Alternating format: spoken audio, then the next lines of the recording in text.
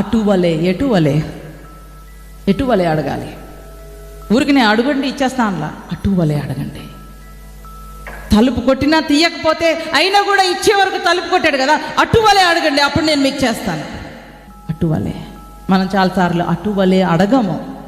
ఒకసారి అడుగుతాం, 2 సార్లు అడుగుతాం, దేవుడు ఇవ్వలేదని దేవుడి మీద మనం ముఖం మార్చుకుంటాం. అవసరమైతే పాస్టర్ మీద ముఖం మార్చుకుంటాం. దానివల్ల మనకి ఏం రాదు ఆన్సర్. అటువలే అడుగుడి, ఎటువలే. ఆన్సర్ రాకపోయినా తలుపు కొడతా ఉన్నాడు కదా, అయ్యా నాకు ఆ రొట్టె కావాలి ఇస్తావా? అటువలే మీరు కూడా అడగండి, అడుగుడి మీకు ఇవ్వబడును. అటువలే మీరు కూడా వెదకండి, మీకు దొరుకును.